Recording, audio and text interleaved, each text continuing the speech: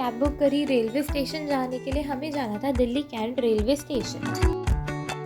हमारी जो ट्रेन का टाइम था वो था 5:25 PM, तो हम 4:30 करीब अपने घर से निकले थे और हम थोड़ा सा लेट थे, बट होपफुली हम टाइम से पहुंच गए थे। वहाँ का स्टेशन मैंने पहली बार देखा, पर मेरे को वो काफ़ी सुंदर लगा। बहुत ही क्लीन भी था वो, भीड़ भी इतनी नहीं थी।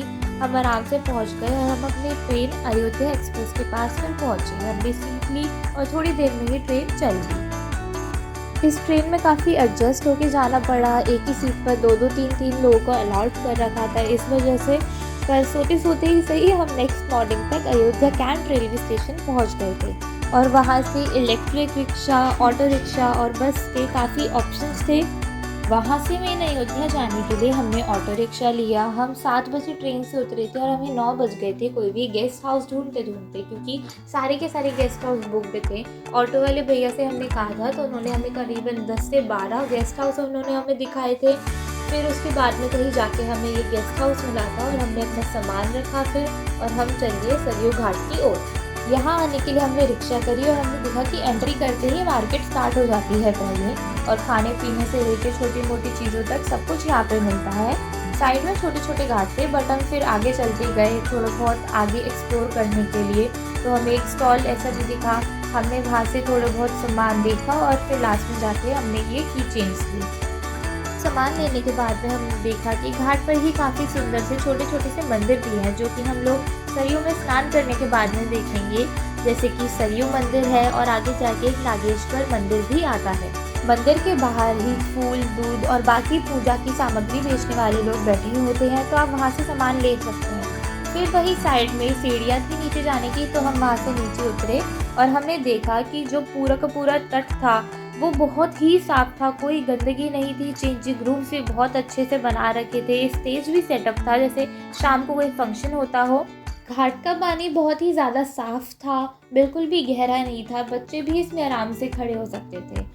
एक्चुअली ये असली नदी नहीं थी, ये बस अलग से पाइप्स के थ्रू इन्होंने स्ट्रीम निकाल रखी थी, जो कि पुल के दूसरी तरफ से वाटरफॉल के तरह एक इफेक्ट देते हुए निकलती थी, जो कि बहुत ही अच्छा लगता अगर ये खाली होता, बट ये पूरा लोगों ने भर रखा था। हम लोगों ने भी सरयू में स्नान करा, तैयार हुए और उसके बाद में हम वापस लौटने लग गए।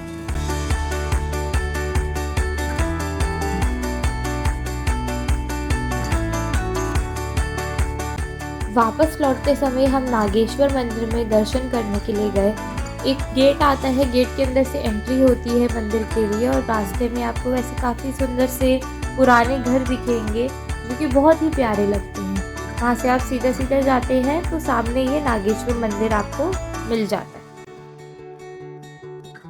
हम लोगों ने मंदिर में एंट्री ली, और मंदिर में एंट्री ली थी हम देखते कि बहुत सारे बंदर थे और इतनी पुरानी और प्यारी प्यारी सुंदर सी भगवान जी की प्रतिमाएं थी।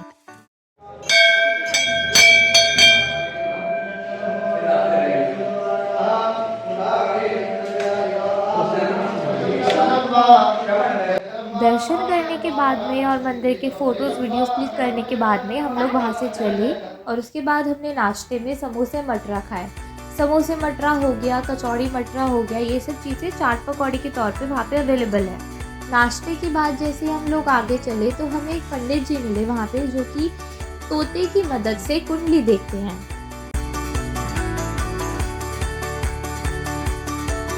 फिर हमने सोचा हम भी ट्राई करते हैं, तो हमें पता चला कि तोते का काम तो है सामने रखे कार्ड में से एक कार्ड सिलेक्ट करना और वापस अंदर आ जाना। उसके बाद में जो भी इंफॉर्मेशन बतानी होती है वो कार्ड में से पढ़ के और अपनी तरफ से भी वो पंडित जी खुद बताते हैं।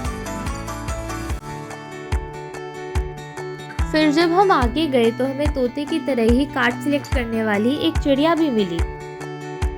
इसके बाद हम घाट की एग्जिट पर आ गए।